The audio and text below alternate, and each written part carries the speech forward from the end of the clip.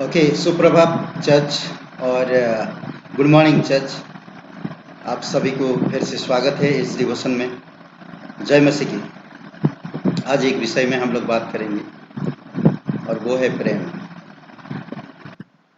प्रेम पवित्र आत्मा का एक फल है।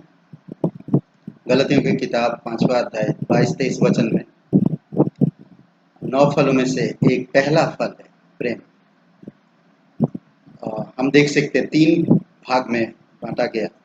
प्रेम, शांति, आनंद, या प्रेम मेल और आनंद।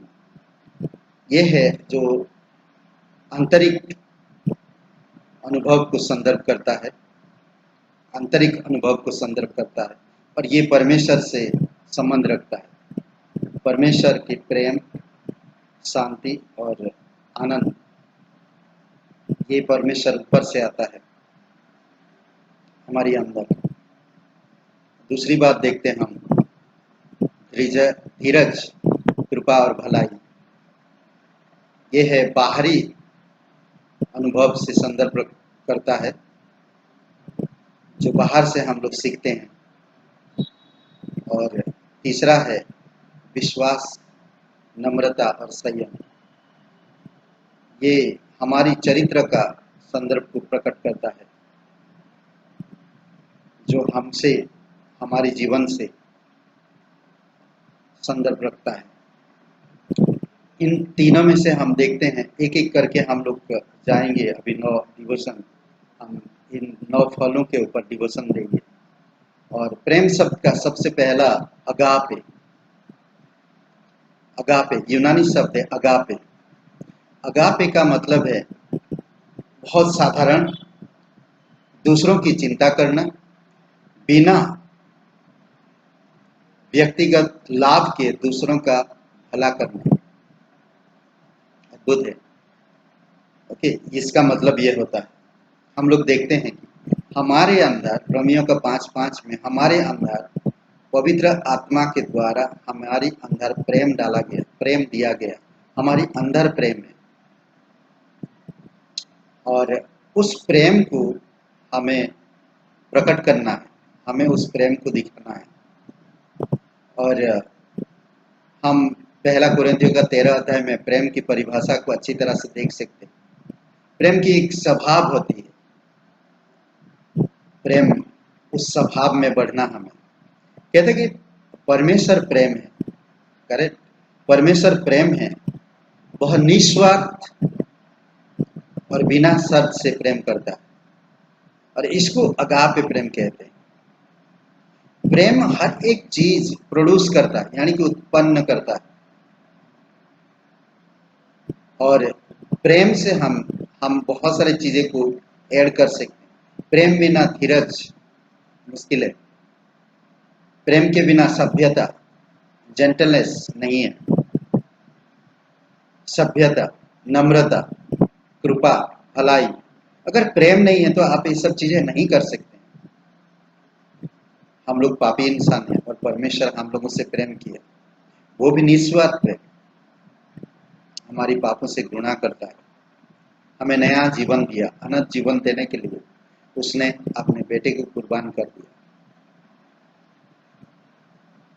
दूसरा कुरिन्थियों का 13:11 में आप देख सकते हैं, और पहला यूहन्ना का 4:7-10 में देख सकते हैं कि परमेश्वर प्रेम है। प्रेम परमेश्वर है।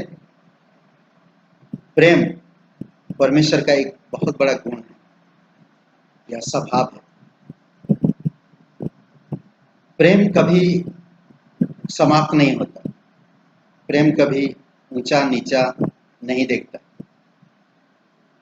पतरस में हम देखते हैं कि प्रेम बहुत से पापों को ढांक देता है। प्रेम बोलते ना कि इंसान की बदबूदार, यानी कि उसकी जीवन की जो निंदा, जो बुरी आदतें, इन सब चीजों को ढांक देता है। परमेश्वर ने जगत से प्रेम किया। जगत पाप से भरा हुआ है, कोई एक सही व्यक्ति नहीं है, हर कोई पापी है और परमेश्वर के खिलाफ है और परमेश्वर को पीठ दिखाया, फिर भी परमेश्वर उन्हें प्यार दिखाया। प्यार दिया। स्वयं परमेश्वर इस धरती पर उतर आया, पापियों के लिए बलिदान हो गया। रोमियो का 5:8 में वो प्यार देखते अपने प्राण को दे दिया, अपने प्राण को दे दिया। इफिसियों का 5:2 में हमारे अंदर प्रेम डाला गया है। अगर उस प्रेम को मैं जागरूक नहीं करूंगा, उस प्रेम को परमेश्वर के वचनों में बढ़ाऊंगा नहीं, उन्नति नहीं करूंगा, तो कुछ फायदा नहीं। इसलिए बहुत जरूरी है, पढ़िए आप पहला कुरिन्थियों का 13 अध्याय। अद्भुत प्रेम की परिभाषा दिया गया है, प्रेम की कार्य को दर्शाया गया है, क्रिया को दर्शाया गया है। आप और मैं प्रेम की क्रिया को अपने जीवन में क्रियाशील करना होगा। प्रेम दूसरी बात हम देखते हैं कुलोसियों का किताब 3 अध्याय वचन 14 में, इन सब के ऊपर प्रेम को जो सिद्धता का कटिबंध है, सिद्धता ले आती है। प्रेम कभी ऊंचा, कभी नीचा, कभी लोगों को नहीं देखता। प्रेम एक ऐसा चीज है, प्रेम एक ऐसा अनुभव है जो हमारे अंदर जेंटलनेस, काइंडनेस उत्पन्न करता है और अपराधों को ढांकता है। प्रेम हमेशा क्षमा ले आता है, प्रेम हमेशा दया दिखाता है, प्रेम हमेशा कृपा करता है, प्रेम हमेशा बुराई को ढांकता है। इसलिए हमारे अंदर जो प्रेम डाला परमेश्वर, उस प्रेम को हमें बाहर लाना है और प्रकट करना है। प्रेम प्रेम को बांध लो बोलता है, बांध लो। हमें प्रेम से बांधना है अपने आप। पहला कुरिन्थियों का 13:13 में विश्वास, आशा और प्रेम, ये तीनों स्थायी है और इनमें सबसे बड़ा प्रेम है। इसीलिए हमें प्रेम को ज्यादा से ज्यादा परमेश्वर के प्रेम को समझना होगा। पूरे बाइबल कहते हैं कि स्कॉलर लोग कहते हैं कि पूरे बाइबल परमेश्वर का प्रेम पत्र है। मेरा प्रेमी मेरे लिए प्रेम पत्र भेजा, मैं रोज उस प्रेम पत्र को पढ़ूं और उसकी विषय में जानूं और उसी तरह व्यवहार करूं। वो मुझे सलाह देता है, जब तुम दुखी हो रहे हो, जब तुम निराश हो, जब तुम भटक जाते हो, मेरे प्रेम को याद करो, मेरे प्रेम पत्र को पढ़ो।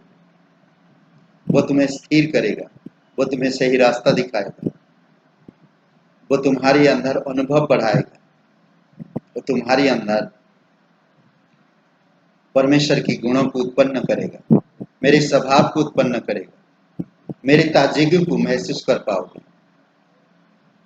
परमेश्वर का प्रेम पत्र बाइबल है। हमें रोज बाइबल पढ़ना है, प्रेम का अनुभव करना है, प्रेम को प्रकट करना है, प्रेम से एक दूसरे को संभालना है, प्रेम से चलना है। इफिसियों का 5:2 में हमें प्रेम से चलना है, प्रेम से चलना। यीशु ने आपसे मुझसे प्रेम किया और अपने आप को दे दिया। हमें भी एक दूसरे को प्रेम करना है।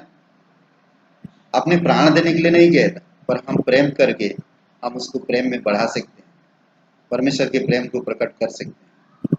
अद्भुत है, अद्भुत है। एक मसीह को आज सबसे बड़ी बात वो है प्रेम में चलना, प्रेम से बोलना, प्रेम की स्वभाव से लोगों को संभालना। प्रेम के बिना हम कुछ भी नहीं, क्योंकि परमेश्वर प्रेम है। आप और मैं पापी थे, परमेश्वर से दूर थे, हमारा कोई ठिकाना नहीं था, हम भटके हुए थे, भेड़ों की नहीं, पर उसने पहले हम आप और मुझसे प्रेम किया और उसी प्रेम से आपको मुझे छुड़ाया, अपने प्राण देकर छुड़ाया। आज आपको मुझे वो प्रेम को दिखाना है और उस प्रेम में चलना। आमीन। आइए प्रार्थना करते हैं। हमारे जीवित परमेश्वर, धन्यवाद देते हैं कलीसिया के हर एक सदस्य को तेरे चरणों पर रखते पिता। आप अभिषेक करो, शिष्यता में बढ़ाओ, बाइबल स्कूल में बढ़ाओ, संगति में बढ़ाओ, बाइबल की वचनों में बढ़ाओ, प्रेम में उन्नति करे, प्रेम की स्वभाव दिखाए, प्रेम की शब्द कहे, प्रेम से एक दूसरे को संभाले, प्रेम में चले प्रभु यीशु, और प्रेम में स्थिर रहे। धन्यवाद देते, तेरी स्तुति महिमा करते। अभिषेक करो प्रत्येक भाई बहन। धन्यवाद आज का दिन को, इस समय प्रार्थना हमारे सर्वशक्तिमान प्रभु यीशु मसीह के नाम से मांगते। आमेन, आमेन।